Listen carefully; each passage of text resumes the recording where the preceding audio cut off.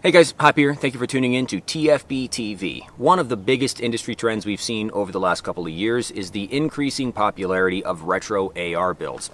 Everybody wants fixed front sight bases and carry handles on their ARs now, and the company currently leading the retro market is H&R. So I wanted to get my hands on one of their retro builds. They have, I think, dozens to choose from at this point, but I don't know about you guys, I'm getting pretty sick of the endless Blood Diamond and Black Hawk Down carbines. It was cool 4 years ago when Admin Results did it, but now it seems pretty played out. So instead, I went with this. This is the H&R A2 government carbine. To me, this is kind of like the quintessential police patrol rifle of the late 80s, and it's always been one of my favorite looking retro AR configs. So we took this thing down to Thunder Ranch on our trip recently. We put a bunch of shooters behind this rifle, tried out various optics, and got a ton of rounds through it. So today, we're going to talk about how the rifle did and how I have it configured now. Because this is a fairly practical setup, despite being a seemingly impractical rifle. Let's get into it. Oh God, what is this? This is an antique. It's an antique. So just standard like A2 carry handle with pencil barrel type thing with a Black Hawk Down. giant optic on top. We're role playing. All right. Okay, I guess whatever. I'm just trying to Here we go, Jack. You know. 2 hits, red steel. Let's go. Red. Two.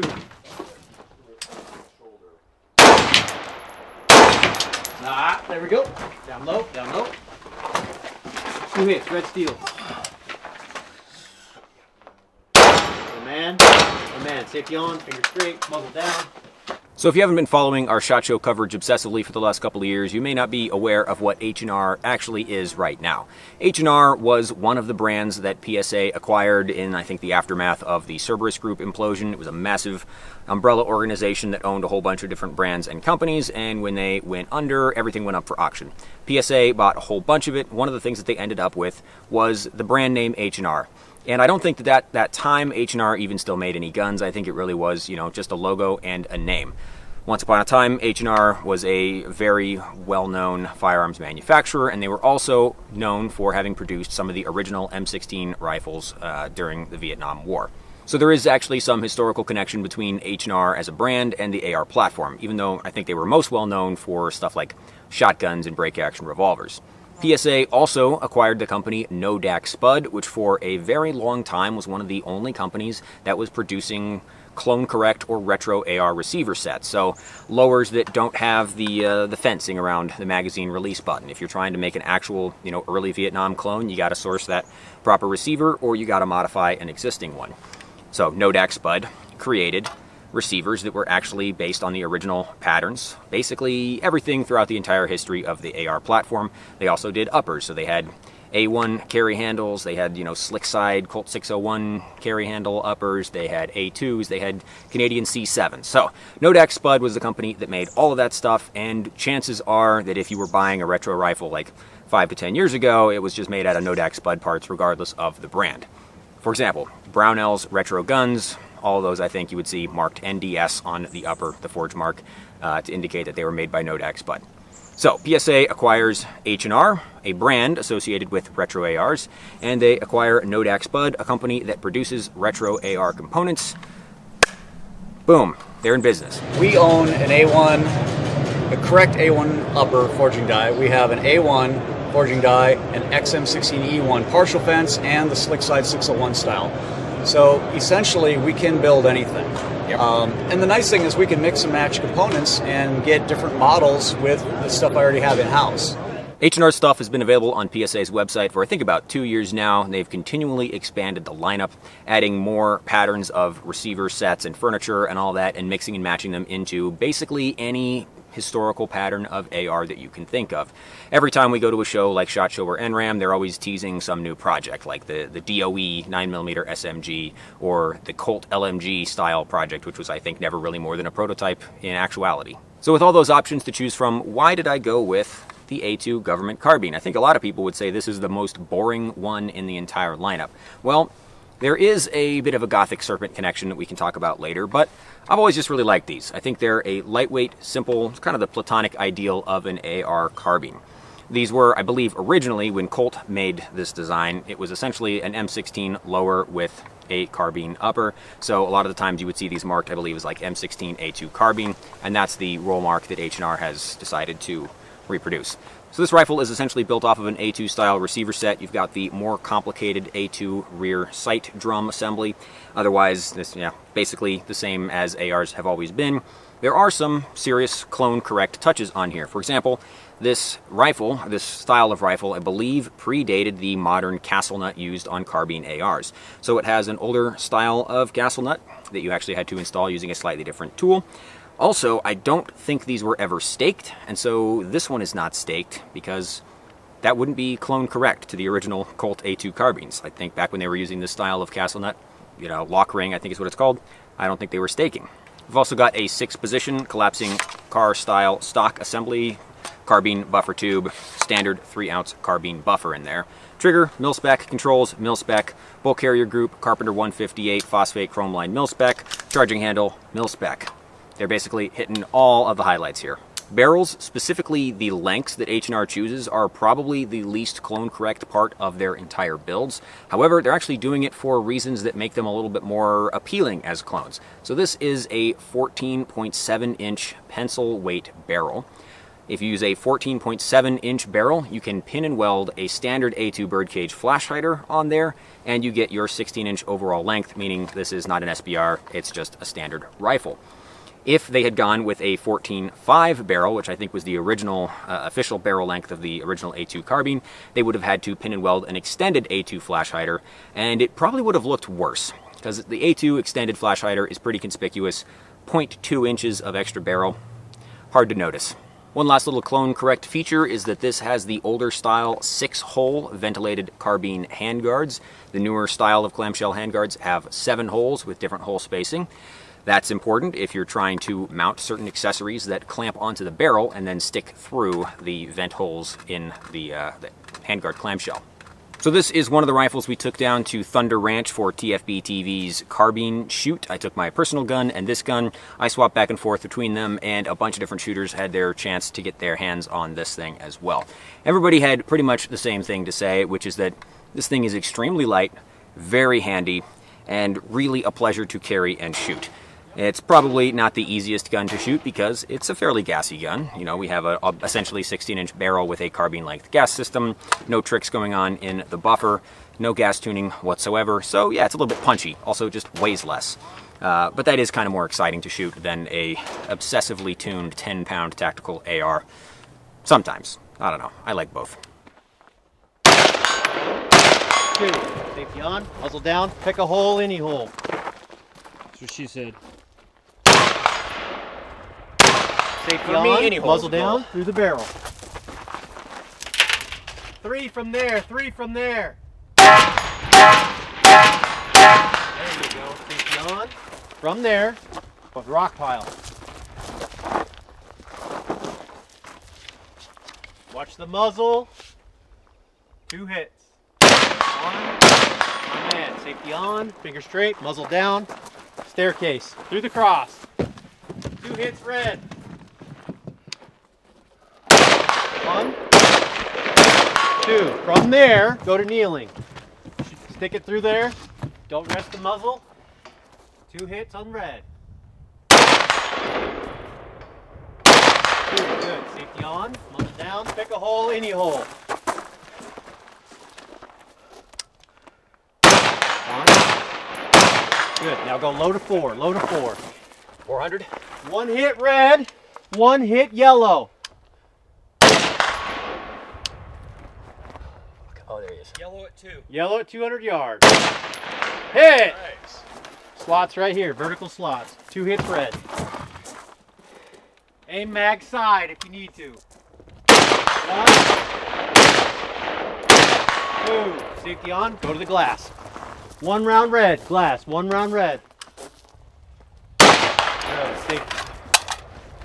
Load the gun, load the gun, load the gun. There it is. There it is. Mag in, cool. Yeah, give me 1 more. You're the man. I've also tried out a whole bunch of different carry handle optics on this gun. Before Thunder Ranch, I had one of the Brownell's Colt brand retro 4x scopes on there. Unfortunately, the clamp on that one broke, and the scope would no longer stay tight, would no longer hold zero. And unfortunately, I've been waiting for months for Brownell's to restock replacement clamps, and I don't think it's gonna ever happen, so I've got like the top half of a usable scope, and that's about it. For Thunder Ranch, we had a Aimpoint 9000 SC in some loopholed rings on an arms mount. One of the better ways to mount a red dot to a carry handle, and one of the better red dots to do it with. It's not Black Hawk Down clone correct, but then again, most clones are not because they're using Comp M2s instead of Aimpoint 3000s or 5000s, so sue me, bitch. The other optic that we tried out in Thunder Ranch was a borrowed ACOG TA47, which is the 1.5 power long eye relief version of the ACOG. One that I think a lot of people like the idea of on paper.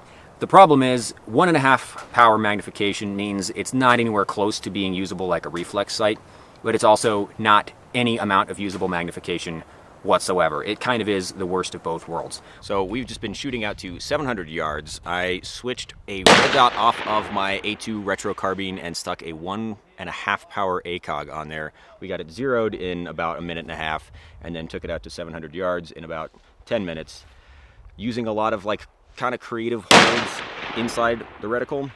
So seemed to actually work pretty well, although a lot of that I think was your spotting, because I could not see anything through the scope when I was taking shots. I was pretty impressed, man. Like, yeah, you were on it. Like when we called the holds, you were just like a laser beam. It was good.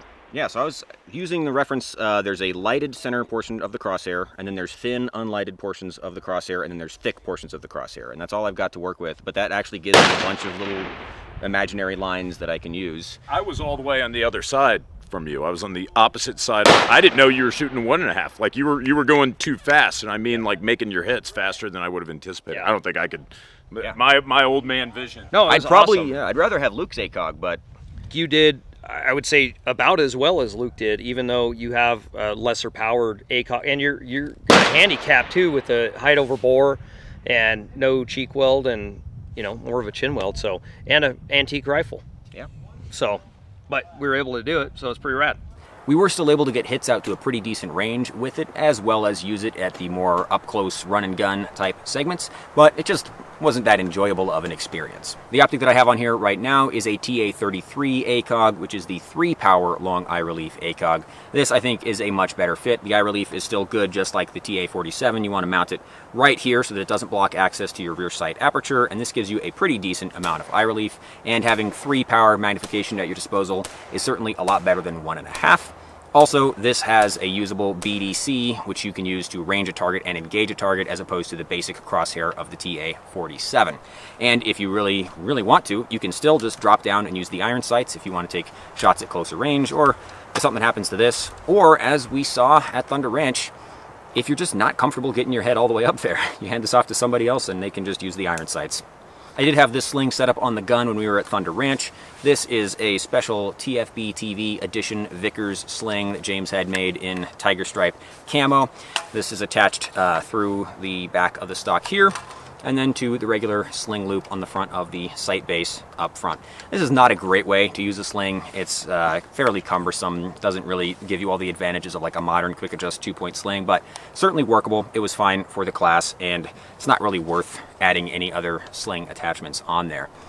We did not have a weapon light on it at the time, but I have added one. This is actually sort of an older model of Surefire Scout. It is an LED one, but it's an older model, so it's still very, very dim.